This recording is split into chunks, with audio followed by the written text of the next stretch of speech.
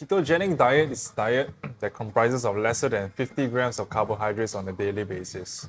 The reason why people would like to go on a ketogenic diet is because they want to go into ketosis, to use ketones as your main source of energy.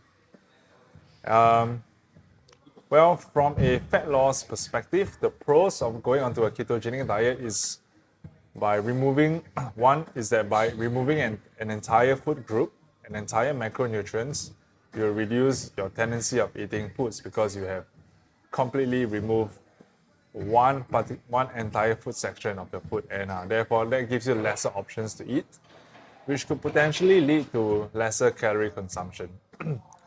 And also that could potentially help with insulin sensitivity for people who are diabetic or people who has really high inflammation. That could potentially help.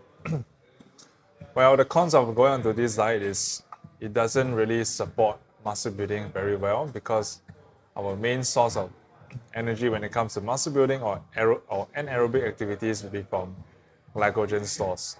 So if you're running on ketones, you'll be low on glycogen, or you have really little resources in your systems, and that could inhibit or impede your training progress in the gym, especially when you cross a certain level at your strength training.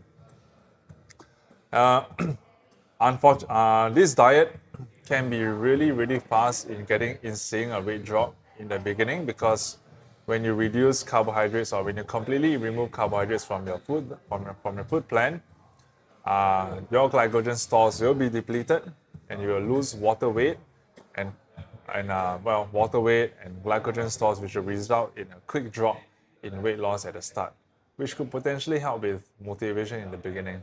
But it's going to slow down after a while once your glycogen stores are completely depleted.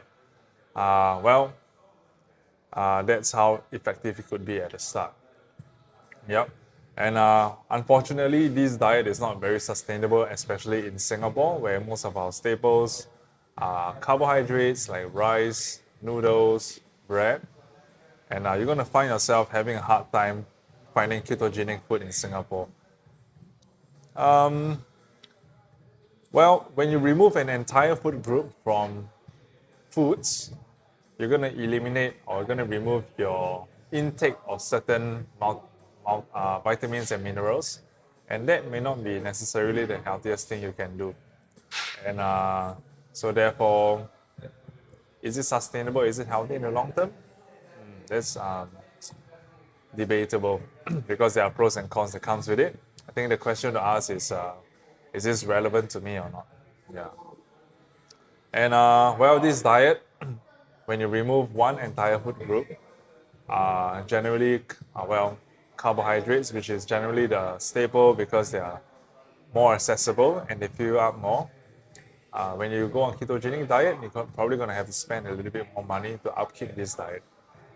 So it really depends on your spending abilities. It's definitely a bit more expensive than having carbs in your diet.